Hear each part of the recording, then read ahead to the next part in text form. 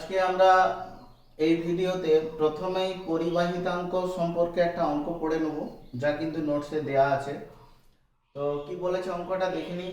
দুটি একই আকার আকৃতির মানে আইডেন্টিক্যাল পরিবাহী তারের পরিবাহিতাঙ্ক যথাক্রমে সিগমা ওয়ান ও সিগমা টু, তার দুটিকে যদি শ্রেণী সমবায়ে যুক্ত করা হয়, মানে পরপর যদি লাগিয়ে দেওয়া হয়, তাহলে যে তুল্য পরিবাহীটা হচ্ছে তার পরিবাহিতাঙ্ক সিগমা সমান, তোমাকে প্রমাণ করে দেখাতে হবে two sigma one sigma two divided by sigma one plus sigma two. তো যে অঙ্কটা যেভাবে বলেছে, তো সেইভাবে আমরা কিন্তু এগিয়ে যাচ্ছি। বলছে দুটো আইডেন্টিক্যাল তার আছে, ধরে নিচ্ছি এটা একটা তার, আর তার পাশে একই আকার আকৃতির মানে একই দৈর্ঘ্য, প্রস্থচ্ছেদের ক্ষেত্রফল একই হবে। টু আইডেন্টিক্যাল ওয়্যার, ঠিক আছে। দুজনের দৈর্ঘ্য কত না, দুজনেরই দৈর্ঘ্য হচ্ছে এল, এরো এল, এরো এল। দুজনেরই প্রস্থচ্ছেদের ক্ষেত্রফল কত, এ, এরও কিন্তু প্রস্থচ্ছেদের ক্ষেত্রফল হচ্ছে এ। কিন্তু এর হচ্ছে পরিবাহিতাঙ্ক সিগমা ওয়ান, এর পরিবাহিতাঙ্ক সিগমা টু, মানে করসপন্ডিং এর রোধাঙ্ক রো ওয়ান আর এর রোধাঙ্ক হচ্ছে রো টু। ঠিক আছে, মানে কি না উপাদান মৌলগুলো আলাদা আলাদা, একই দৈর্ঘ্য একই প্রস্থচ্ছেদের দুটি ভিন্ন ধাতু দিয়ে তৈরি তারকে কি করা হচ্ছে না পরপর যুক্ত করে দেওয়া হচ্ছে, শ্রেণী সমবায়ে যুক্ত করে দেওয়া হচ্ছে। তো শ্রেণী সমবায়ে যুক্ত করে দিলে কাহিনীটা এরকম হবে যে এদেরকে যুক্ত করে দিলে এইরকম হবে।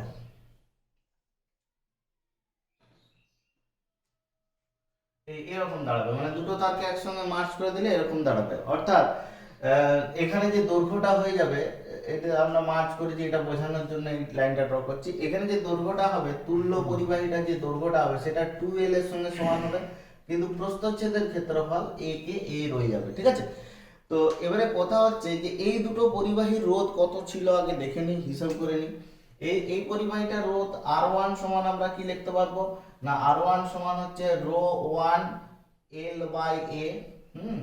আচ্ছা, আমরা সবাই জানি যে সিগমা সমান হচ্ছে ওয়ান বাই রো, মানে রো এর জায়গায় আমি যদি বসাই তাহলে ওয়ান বাই সিগমা আমরা বসাতে পারবো। রো এর জায়গায় যদি বসাই তাহলে আমরা ওয়ান বাই সিগমা বসাতে পারবো। তো বসিয়ে দিচ্ছি। তো R1 সমান আমি কি পাবো না L divided by sigma one A, এটা আমি পেলাম। একইভাবে R2 এর ক্ষেত্রে আমি কত পাবো না L divided by sigma two A. ঠিক আছে, এবারে আমরা সকলেই ক্লাস 10 এর একটা সাধারণ ধারণা আছে যে দুটো রোধকে যদি শ্রেণী সমবায়ে যুক্ত করা হয় তাহলে তুল্য রোধ হয় R1 প্লাস R2, মানে R1 ও R2 দুটো রোধকে যদি শ্রেণী সমবায়ে যুক্ত করা হয় তাহলে তুল্য রোধ হয় R1 প্লাস R2। তো অবশ্যই যে তুল্য পরিবাহীটা তৈরি হয়েছে তার যদি আমি পরিবাহিতাঙ্ক সিগমা ধরে নিই, মানে করসপন্ডিং যদি রোধাঙ্ক আমি রো ধরে নিই, তাহলে এক্ষেত্রে এই গোটা তারটার আমি রোধ সমান কি লিখতে পারবো না, রোধ সমান আমরা জানি আর সমান না রো, এখানে এল বলতে 2l, ঠিক আছে, আর প্রস্থচ্ছেদের ক্ষেত্রফল বলতে a। এখানে যে রোধাঙ্কটা হবে তার অনন্যকে আমরা কি বলবো না তুল্য পরিবাহিতাঙ্ক, মানে এখানে রো এর জায়গায় আমরা কি বসাবো ওয়ান বাই সিগমা, মানে আমি পাবো 2l divided by sigma a, যেখানে সিগমাটা কি না সিগমাটা হচ্ছে তুল্য পরিবাহিতাঙ্ক, যা আমাকে বের করতে হবে। ঠিক আছে, এটা তো বেসিক্যালি এই আরটা এই আর এর জায়গায় আমি কি লিখতে পারবো, এই আর এর জায়গায় আমরা লিখতে পারবো R1 প্লাস R2। কেন R1 প্লাস R2? কেন কি এই তারটা তৈরি হয়েছে দুটো তারের শ্রেণী সমবায়ের ফলে তৈরি হয়েছে, ফলে এখানে যে রোধটা ক্রিয়েট হবে সেই রোধটা হচ্ছে দুটো তারের রোধের যোগফল হবে। তাহলে এই আর এর জায়গায় আমরা বসাবো R1 প্লাস R2 সমান হচ্ছে 2l divided by sigma a।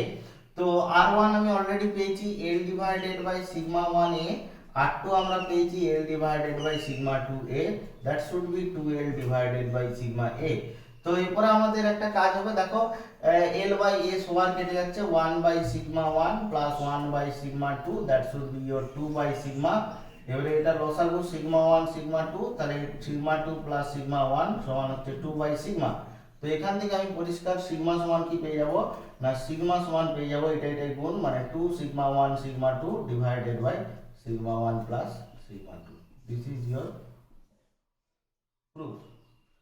In the same way যদি তিনটে আইডেন্টিক্যাল তারের ক্ষেত্রে বলা হয়, তো তখন তুমি এই ইকুয়েশনটাকে একটু লক্ষ্য করো, এই ইকুয়েশনটা এই যে ইকুয়েশনটাতে কি দেখতে পাচ্ছি, 1/σ1 প্লাস 1/σ2 সমান 2/σ, মানে দুটো তার যুক্ত করেছি বলে, পরপর যুক্ত করেছি বলে এমনটা দাঁড়িয়েছে যে 1/σ1 প্লাস 1/σ2। যদি তিনটে তারকে পরপর যুক্ত করতাম, ভিন্ন ধাতু দিয়ে তৈরি, উপাদান দিয়ে তৈরি ভিন্ন পরিবাহী তারকে তিনটে তার যদি আমরা একসঙ্গে শ্রেণী সমবায়ে যুক্ত করতাম, তাহলে ওই তিনটে তারের সংযুক্ত হওয়ার ফলে যে তুল্য রোধ, তুল্য পরিবাহিতাঙ্কটা হতো, সেটা যদি সিগমা হতো, তাহলে আমাকে এভাবে লিখতে হতো 1/σ1 প্লাস 1/σ2 প্লাস 1/σ3 সমান হচ্ছে 3/σ।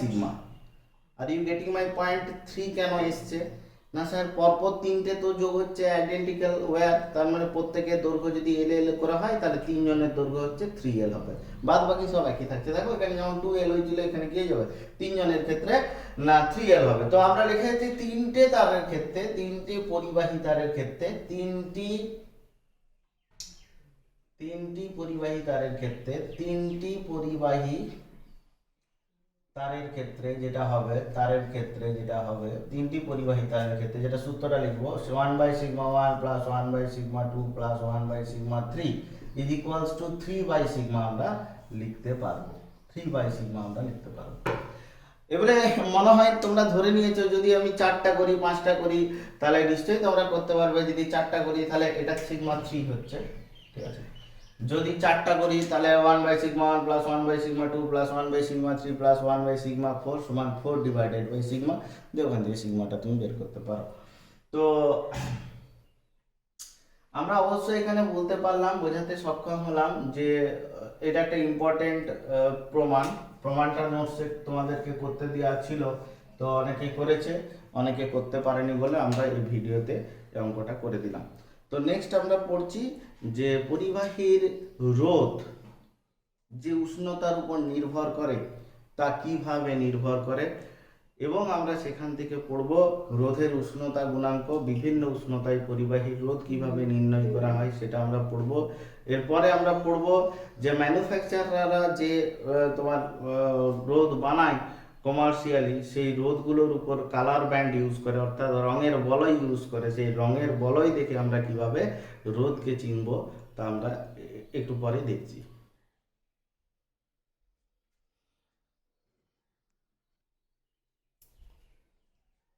এরপর আমরা পড়ব রোধের উষ্ণতা গুণাঙ্ক, যাকে আলফা চিহ্ন দিয়ে প্রকাশ করা হয়, এবং এর ইংরেজি নাম হচ্ছে temperature coefficient of resistance.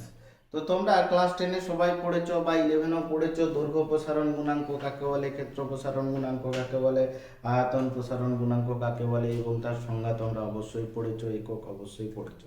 In the same way আমরা কিন্তু পরিবাহীর রোধের উষ্ণতা গুণাঙ্কের সংজ্ঞা দিতে পারবো। যে এখানে বিষয়টা যেটা হচ্ছে, আমরা সবাই জানি উষ্ণতা বৃদ্ধিতে পরিবাহীর রোধ অবশ্যই বৃদ্ধি পায়। তো কোনো পরিবাহীর রোধ কত ফ্যাক্টরে বৃদ্ধি পায় প্রতি উষ্ণতা, একক উষ্ণতা বৃদ্ধির জন্য, তো সেইটা একটা ভৌত রাশি দিয়ে চিহ্নিত করা হয় বা তোমার হচ্ছে ডেসিগনেট করা হয়, সেটা হচ্ছে আলফা, অর্থাৎ রোধের উষ্ণতা গুণাঙ্ক আলফা চিহ্ন দিয়ে প্রকাশ করা হয়।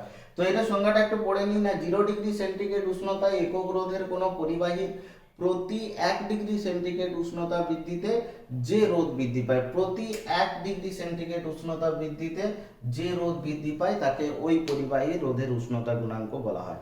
রোধের উষ্ণতা গুণাঙ্ক আলফা সমান, রোধের উষ্ণতা গুণাঙ্ক আলফা সমান, আমরা দেখো পুরনো সংজ্ঞা অনুযায়ী যেটা আমরা করি যে রোধের পরিবর্তন ডিভাইডেড বাই প্রাথমিক রোধ ইনটু উষ্ণতা বৃদ্ধি, তো এই সংজ্ঞা অনুযায়ী আমরা কিন্তু আলফাটা লিখতে পারবো। এবার আমি পরিষ্কার ভাষায় বলি, ধরে নাও, ধরি 0 ডিগ্রি সেন্টিগ্রেড উষ্ণতায় কোনো পরিবাহীর রোধ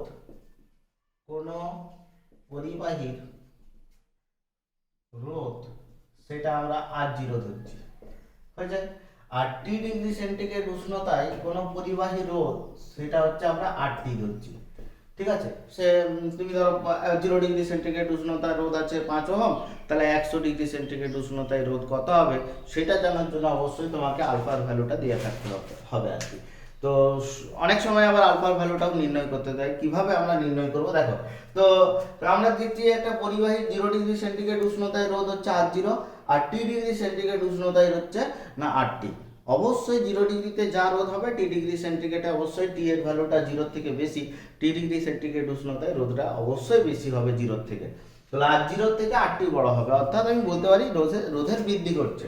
তাহলে অবশ্যই এখান থেকে আমি সংজ্ঞা বলে দিতে পারি যে অতএব আলফা সমান আমার যে সংজ্ঞাটা আছে যে রোধের পরিবর্তন, ঠিক আছে, RT minus R0 divided by প্রাথমিক রোধ অর্থাৎ 0°C উষ্ণতায় রোধ ইনটু উষ্ণতা বৃদ্ধি 0 থেকে T করা হয়েছে, অর্থাৎ এখানে উষ্ণতা বৃদ্ধি হচ্ছে T। মাইন্ড ইট, এখানে টিটা হচ্ছে ডিগ্রি সেন্টিগ্রেড এবং ডিগ্রি সেন্টিগ্রেডেই তোমাকে কিন্তু অঙ্ক করতে হবে। তো এখান থেকে আমি পরিষ্কার লক্ষ্য করতে পারছি স্যার উপরেরটা তো একটা রোধের একক হবে ওহম, নিচে R0 একক কিন্তু হবে ওহম, ওহমে ওহমে কেটে যাবে। তাহলে আলফার একক হচ্ছে 1/T এর একক অর্থাৎ পার ডিগ্রি সেন্টিগ্রেড। আলফার একক কি বললাম, আলফা এর একক হচ্ছে পার ডিগ্রি সেন্টিগ্রেড, পার ডিগ্রি সেন্টিগ্রেড বা আমরা ডিগ্রি সেন্টিগ্রেড ইনভার্সও বলে থাকি এটা। তো এখান থেকে আমি একটা গ্র্যান্ড ফর্মুলা নিয়ে আসতে পারবো। তো RT মাইনাস R0 সমান হচ্ছে আলফা R0T। তো that should be your RT equals to R0 plus alpha R0T। তো এখানে RT সমান আমি পাবো R0 into 1 plus alpha T। তো this is the general expression for the determination of resistance of a conductor for a different temperature। ঠিক আছে, যেখানে তোমার 0°C উষ্ণতার রোধটা জানতে হবে। ঠিক আছে, R0 is the temperature of the conductor at temperature 0°C। তো এবারে প্রশ্ন হচ্ছে যে স্যার ধরুন কোনো পরিবাহীর আমাকে রোধের উষ্ণতা গুণাঙ্ক আলফাটা দিয়েছে, আমাকে বলেছে 100°C উষ্ণতায় রোধটা কত। তাহলে সেক্ষেত্রে তোমাকে রোধটা বের করতে গেলে তোমাকে 0°C উষ্ণতায় তোমাকে এটা প্রোভাইড করা থাকতে হবে আর কি। মানে আমি বলতে চাইছি পরিষ্কার ভাষায় যে তোমাকে আলফাটা দিয়ে দিয়েছে 100°C উষ্ণতায় রোধ কত হচ্ছে সেটা জানতে চাইছে, তার জন্য তোমাকে কিন্তু R0 ভ্যালুটা দেওয়া থাকতে হবে। অবশ্যই অনেক অঙ্কে দেওয়া থাকে। তো আবার এরকমও প্রশ্ন হতে পারে, ধরো তোমাকে বললো যে একটা পরিবাহীর উষ্ণতা গুণাঙ্ক আলফা দেওয়া আছে, দিয়ে তোমাকে প্রশ্ন করেছে 50°C উষ্ণতায় যদি পরিবাহীটা রোধ উন্মুখ হয় তাহলে 100°C উষ্ণতায় রোধ কত হবে। মানে যেখানে তোমাকে 0°C উষ্ণতার রোধটা তোমাকে দেয় না, সেক্ষেত্রে তোমার কি করণীয় হবে। সেক্ষেত্রে তুমি এই সূত্রটা ব্যবহার করবে দুটো ক্ষেত্রে, প্রথম ক্ষেত্রে দ্বিতীয় ক্ষেত্রে। যেমন আমি তোমাকে এখানে আমি পরিষ্কার করে জানাচ্ছি, ধরে নাও যে T1°C উষ্ণতায় কোনো পরিবাহী রোধ সেটা হচ্ছে R1, পরিবাহী রোধ সেটা হচ্ছে R1 আমি ধরে নিলাম, ঠিক আছে। আর T2°C উষ্ণতায় কোনো পরিবাহী রোধ ধরে নাও R2, ঠিক আছে। সেক্ষেত্রে তুমি সহজেই আলফাটা বের করে নিতে পারবে, ঠিক আছে। আলফা কত হবে তুমি নির্ণয় করে নিতে পারবে। কিভাবে নির্ণয় করবে দেখো। তো প্রথম ক্ষেত্রে আমি যদি এটা লিখি যে R1 সমান হচ্ছে R0 into 1 plus alpha T1 লেখা যেতে পারে, যেখানে R0টা হচ্ছে কি 0°C উষ্ণতায় রোধ, 0°C উষ্ণতায় রোধ। একইভাবে দ্বিতীয় ক্ষেত্রে R2 উষ্ণতার জন্য আমি T2 উষ্ণতার জন্য আমি কি লিখতে পারবো না R2 সমান হচ্ছে R0 into 1 plus alpha T2, ঠিক আছে। তো এই দুটো ইকুয়েশনকে তুমি যদি ডিভাইড করে দাও, ভাগ করে দাও, দেখো R0 R0 কেটে যাচ্ছে এবং সেখান থেকে তুমি আলফাটা বের করে নিতে পারবে, ঠিক আছে। তো ভাগ করার পর যেটা হবে যে R1 বাই R2 সমান হচ্ছে 1 plus alpha T1 divided by 1 plus alpha T2। তো এখান থেকে তুমি সরল করে তুমি আলফার মানটা সহজেই বের করতে পারবে। তো একটা আমরা অঙ্কের সাহায্যে যে এই আলফাটা কিভাবে বের করতে হয়, যার জন্য তোমাকে 0°C উষ্ণতা রোধের কোনো প্রয়োজন নেই, হ্যাঁ, বা ভিন্ন ভিন্ন উষ্ণতায় তোমাকে যদি কোনো পরিবাহী রোধ বের করতে দেয়, তার জন্য যে 0°C উষ্ণতায় রোধের প্রয়োজন তা কিন্তু অনেক সময় নয়। অনেক সময় তোমার 0°C উষ্ণতার রোধ ছাড়াও কিন্তু ভিন্ন ভিন্ন উষ্ণতায় পরিবাহী রোধ বের করা যায়। তো একটা অঙ্কের সাহায্যে এই বিষয়টা আমরা ক্লিয়ার করব।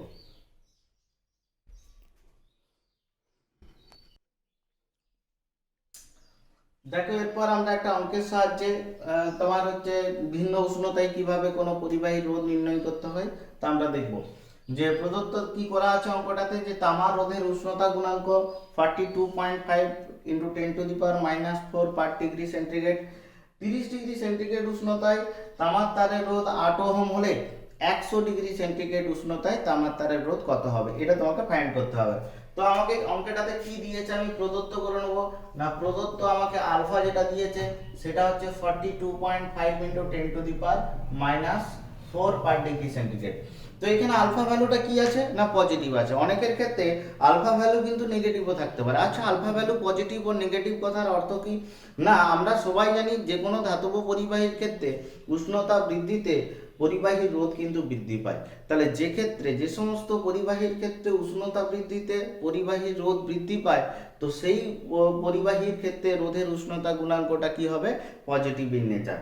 আর যে সমস্ত ক্ষেত্রে তুমি দেখবে পরিবাহীর উষ্ণতা বৃদ্ধিতে পদার্থের রোধ কিন্তু কমে যাচ্ছে, যেমন তোমরা ক্লাস 10-এ পড়েছিলে যে অর্ধ পরিবাহী সিলিকন জার্মেনিয়ামের ক্ষেত্রে কি হয়, উষ্ণতা বৃদ্ধিতে পরিবাহীর কিন্তু রোধ কমে যায়। তো সেই সমস্ত পদার্থের ক্ষেত্রে রোধের উষ্ণতা গুণাঙ্ক কিন্তু নেগেটিভ হয়। এই পয়েন্টটা কিন্তু খেয়াল রাখবে। তো আলফাটা পজিটিভও হতে পারে নেগেটিভও হতে পারে। তো এখানে যেহেতু তামার তার, তামা তো অবশ্যই ধাতব পরিবাহী। তো ধাতব পরিবাহীর ক্ষেত্রে যে কোনো ধাতব পরিবাহীর ক্ষেত্রে আলফা সমান কি হয় না পজিটিভ হয়। তাহলে আলফা সমান কি দেওয়া আছে 42.5 ইন্টু 10⁻⁻⁴ পার ডিগ্রি সেন্টিগ্রেড। আর কি বলেছে না আমাকে রেজিস্ট্যান্সটা বলেছে অ্যাট 30 ডিগ্রি সেন্টিগ্রেড আর 30 সেটা আমাকে বলে দিয়েছে 8 ওহম। আর আমাকে বের করতে হবে না অ্যাট 100 ডিগ্রি সেন্টিগ্রেড আর 100 সমান কত। ঠিক আছে, তো আমরা জেনারেল ফর্মুলা ইউজ করব। দেখো আলফা জানা আছে 30 ডিগ্রি সেন্টিগ্রেড উষ্ণতায় রোধ জানা আছে, তাহলে সেক্ষেত্রে আমি 0 ডিগ্রি সেন্টিগ্রেড উষ্ণতার রোধটা পেয়ে যাব। সেই 0 ডিগ্রি সেন্টিগ্রেড উষ্ণতার রোধটাকে আমি সরাসরি ব্যবহার করে ফেলবো না হচ্ছে 100 ডিগ্রি সেন্টিগ্রেড উষ্ণতার রোধ নির্ণয় করার ক্ষেত্রে। তো দেখো অনেকে ভিন্ন পদ্ধতি অবলম্বন করতে পারে। তো আমি এটা করছি যে আমরা জানি যে আর.টি সমান হচ্ছে r0 ইন্টু 1 প্লাস আলফা টি, চিহ্নগুলো প্রচলিত অর্থে ব্যবহৃত। তো এখানে আমাকে কি দিয়েছে না r30 সমান আমি কি লিখতে পারি r0 into 1 plus alpha into 30 degree centigrade আমরা লিখবো।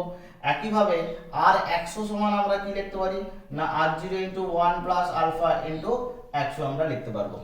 তো জেনারেলি এটা তুমি 1 নাম্বার দাও, এটা তুমি 2 নাম্বার দাও, ফটাফট তুমি 2 ভাজিত 1 করে দাও, তোমার ডাইরেক্ট r2টা বেরিয়ে আসবে। তো তুমি যদি 2 ভাজিত 1 করে দাও, 2 ভাজিত 1 করে পাই r0 r0 কেটে যাবে। ঠিক আছে, তো r100 ডিভাইডেড বাই r30 সমান কত হয়ে যাবে না দেখো r0 r0 তো কেটে যাচ্ছে 1 প্লাস 100 আলফা আর এদিকে আসছে 1 প্লাস 30 আলফা। তো আলফার মান আমার জানা আছে আর r30 তো দেওয়া আছে 8 ওহম। তো আমি এখানে বসিয়ে দেবো r100 সমান কত হবে মানে 100 ডিগ্রি সেন্টিগ্রেড উষ্ণতায় রোধটা কত হবে সেটা আমরা ক্যালকুলেট করছি। তো এটা হবে 1 plus 100 into 42.5 into 10⁻⁻⁴ divided by 1 plus 30 into 42.5 into 10⁻⁻⁴। এটা যেটা বেরাবে তার সঙ্গে 8 ওহম কিন্তু গুণ করে দিতে হবে, দিয়ে যেটা আমার উত্তর হবে আমি ক্যালকুলেট করে বলছি।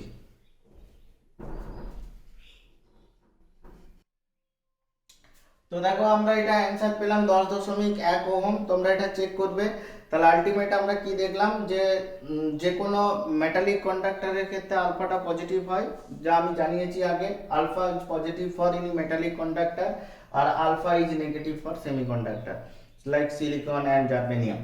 তো এখানে কথা হচ্ছে যে স্যার আপনি উষ্ণতার পরিবর্তনে যেমন যে রোধের পরিবর্তন আপনি হিসাব করছেন, যার মাদার ইকুয়েশন হচ্ছে r/t সমান r0 into 1 plus alpha T. তো স্যার আরেকটা কথাও তো আপনি বলেছিলেন যে পরিবাহীর রোধাঙ্কটাও নাকি উষ্ণতার উপর নির্ভর করে। তাহলে রোধাঙ্কটা উষ্ণতার উপর কেমন করে নির্ভর করে তার গাণিতিক রাশিমালাও আমরা কিন্তু প্রতিষ্ঠা করব। তো আমরা বলে দিই যে পরিবাহী রোধাঙ্কও কিন্তু অবশ্যই উষ্ণতার উপর নির্ভর করে। ধরে নাও কোনো পরিবাহী 0 ডিগ্রি সেন্টিগ্রেড উষ্ণতায় রোধাঙ্ক যেটা সেটা হচ্ছে ρ0 এবং টি ডিগ্রি সেন্টিগ্রেড উষ্ণতায় যেটা রোধাঙ্ক সেটা হচ্ছে ধরো ρt। এবং এই ρt সমান আমরা প্রমাণ করতে সক্ষম হব যে ρt সমান ρ0 into 1 plus alpha dash into T, মানে লাইক দিস।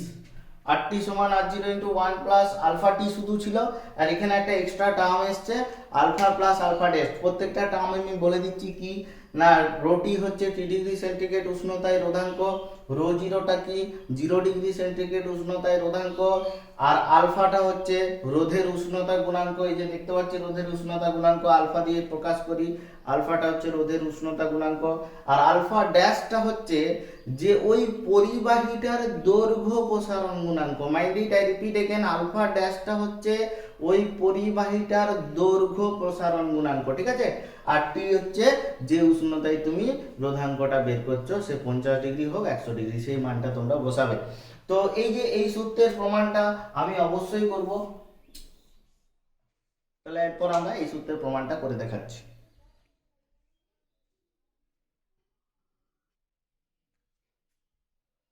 এরপর আমরা ঝট করে দেখে নেব যে উষ্ণতার সঙ্গে রোধাঙ্কের কিভাবে পরিবর্তিত হয়, সেই আমরা ফর্মুলাটা প্রমাণ করে নেব। তো আমরা লিখেছি 0 ডিগ্রি সেন্টিগ্রেড উষ্ণতায় কোনো পরিবাহী রোধ আর জিরো, দৈর্ঘ্য এল জিরো, প্রস্থচ্ছেদের ক্ষেত্রফল এ জিরো, রোধাঙ্ক হচ্ছে রো জিরো। তাহলে এখান থেকে আমরা যে সূত্রটা লিখতে পারি, আর সমান তো রো এল বাই এ, আর সমান হচ্ছে রো এল বাই এ। দেখো আর আমরা সাফিক্সে জিরো ইউজ করেছি, আর সমান রো এল বাই এ। সেখান থেকে না রো জিরোটা বের করবো, 0 ডিগ্রি সেন্টিগ্রেড উষ্ণতায় রোধটা কি হয়ে যাবে না R zero A zero divided by A zero. তো এটা হয়ে গেল। একইভাবে আমরা ধরেছি যে টি ডিগ্রি সেন্টিগ্রেড উষ্ণতাতে ওই পরিবাহীটার রোধ হচ্ছে আর টি, দৈর্ঘ্য হচ্ছে এল টি, প্রস্থচ্ছেদের ক্ষেত্রফল হচ্ছে এটি এবং রোধাঙ্ক হচ্ছে রোটি। তো সেক্ষেত্রেও আমরা কিন্তু ডাইরেক্ট রোটি সমান আমরা লিখে দিতে পারবো আর টি এটি ডিভাইডেড বাই এল টি, ঠিক আছে। তো এবারে কথা হচ্ছে যে আমরা টি ডিগ্রি সেন্টিগ্রেড উষ্ণতায় রোধ কত জানি না, এই সূত্র অনুযায়ী অলরেডি আমরা জেনে নিয়েছি যে আর টি সমান কি হবে R zero into one plus alpha T, যেখানে আলফাটা কি, আলফাটা হচ্ছে রোধের উষ্ণতা গুণাঙ্ক। একইভাবে দৈর্ঘ্যেরও কিন্তু প্রসারণ ঘটবে, দৈর্ঘ্যেরও কিন্তু উষ্ণতা বৃদ্ধিতে প্রসারণ ঘটবে। কোন সূত্র অনুযায়ী না এল টি সমান হচ্ছে L zero into one plus alpha dash T. এখানে এই আলফা ড্যাশটা হচ্ছে দৈর্ঘ্য প্রসারণ গুণাঙ্ক, এখানে আলফা ড্যাশটা কি দৈর্ঘ্য প্রসারণ গুণাঙ্ক। স্যার দৈর্ঘ্য যেমন বৃদ্ধি পাবে, প্রস্থচ্ছেদের ক্ষেত্রফল বৃদ্ধি পাবে উষ্ণতা বৃদ্ধিতে। তো সেইটা আমরা কিভাবে লিখব যে এটি সমান অবশ্যই এ জিরো ইন্টু ওয়ান প্লাস না বিটা টি, বিটা এখানে বিটাটা কি না ক্ষেত্র প্রসারণ গুণাঙ্ক, আর বিটা সমান আমরা কি ব্যবহার করতে পারি 2 আলফা ড্যাশ, যেখানে আলফা ড্যাশ হচ্ছে দৈর্ঘ্য প্রসারণ গুণাঙ্ক। তো পরের লাইনে লিখে দেবো হচ্ছে এটি সমান হচ্ছে A zero into one plus 2 alpha dash. মাধ্যমিকে পড়েছিলেন যে ক্ষেত্র প্রসারণ গুণাঙ্ক সমান 2 ইন্টু দৈর্ঘ্য প্রসারণ গুণাঙ্ক। তো এই যে কটা আমরা ডেটা, এই যে এটির জায়গায় এটি পেয়ে গেছি, এলটি পেয়ে গেছি, আরটি পেয়ে গেছি, তো এই তিনটে ভ্যালু আমরা এখানে পুট করে দেবো। তো এখানে রোটি সমান কি হবে না রোটি সমান হচ্ছে R zero into one plus alpha T, এটা হচ্ছে হবে A zero into one plus 2 alpha dash T divided by L zero into one plus alpha dash T, ঠিক আছে। তো এখান থেকে আমরা যদি একটু সহজ করে নিই, রোটি সমান হয়ে যাবে না R zero A zero by L zero, আর এটা আমরা একটু সোজা করে নিই 1 plus alpha T into 1 plus 2 alpha dash T, আর এইটা যেটা নিচে ডিনোমিনেটর হিসাবে আছে সেটাকে আমরা ইনভার্স আকারে লিখছি 1 প্লাস আলফা ড্যাশ টি মাইনাস 1। তো এটা আমরা সবাই দেখতে পাচ্ছি, এটা হয় কি না রো জিরো, তাহলে আমরা বসিয়ে দিলাম, তাহলে রোটি সমান হচ্ছে রো জিরো। আচ্ছা এই যে এই টার্মটা থাকছে 1 প্লাস আলফা টিটা টার্মটা থাকছে, এবারে এই টার্মটার একটু অ্যাপ্রক্সিমেশন হচ্ছে কি রকম, যে তোমরা পড়েছিলে 1 plus x to the power minus N সমান হচ্ছে 1 মাইনাস এন ইন্টু এক্স, মানে উপরে যে ঘাতটা থাকে সেই ঘাতটা নিচে চলে আসে। যেহেতু আলফা ড্যাশ অর্থাৎ দৈর্ঘ্য প্রসারণ গুণাঙ্কের খুব মান তো খুবই ছোট হয়, যে কারণে আমরা অ্যাপ্রক্সিমেশনটা করতে পারি, যা আমরা আগেও করেছি। এটা 1 প্লাস 2 আলফা ড্যাশ টি, এটা করে দেবো 1 মাইনাস আলফা ড্যাশ টি। কেন এই মাইনাস 1টা এখানে নেমে দেয় অ্যাপ্রক্সিমেশনের খাতিরে। দিয়ে এবারে এই দুটো টার্মে কিন্তু ভেতরে ভেতরে গুণ হবে, তো গুণ হওয়ার পর কি হবে আমি এখানটায় দেখাচ্ছি পরপর।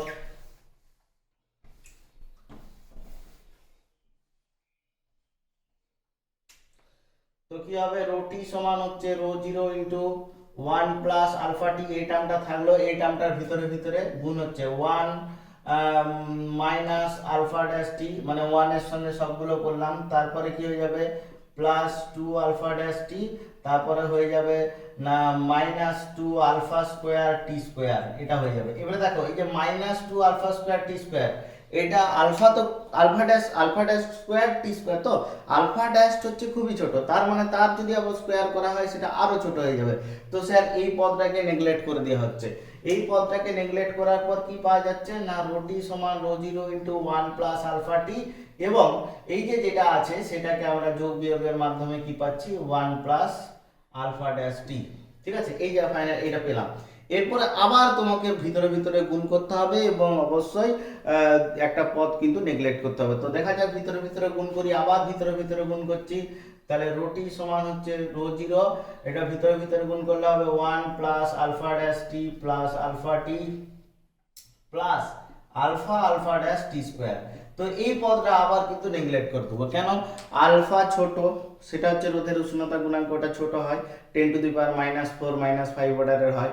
আবার দৈর্ঘ্য প্রসারণ গুণাঙ্ক ওটাও ছোট, 10 টু দি পাওয়ার -6 অর্ডারের হয়, 10 টু দি পাওয়ার -8 অর্ডারের হয়। তো ওদের দুইজনের গুণফল কি হবে? আরো ছোট হবে, ফলে আলফা ড্যাশ, ঠিক আছে, এই দুটোর গুণফল কিন্তু আমরা নেগলেক্ট করে দিচ্ছি। তো মানে এই পদটা আমরা নেগলেক্ট করে দিচ্ছি। নেগলেক্ট করে দেওয়ার পর আমি যেটা পাচ্ছি রোটি সমান rho zero into 1 plus alpha dash T plus alpha T. তো এখান থেকে আমি সুন্দরভাবে টিটা কমন নিয়ে জানাতে পারি যে 1 প্লাস আলফা ড্যাশ ইন্টু টি। তো this is the final expression that I have already written. আমরা যেটা আগেই লিখেছিলাম সেটা আমরা প্রমাণ করতে সক্ষম হলাম। এই কিন্তু প্রমাণটা ইম্পর্টেন্ট, অনেক সময় পরীক্ষায় চলে আসে এই প্রমাণটা, এবং চিহ্নগুলো প্রচলিত অর্থে ব্যবহৃত হয়েছে। এর পরের ভিডিওতে আমরা কিন্তু কার্বন রোধক পড়ব।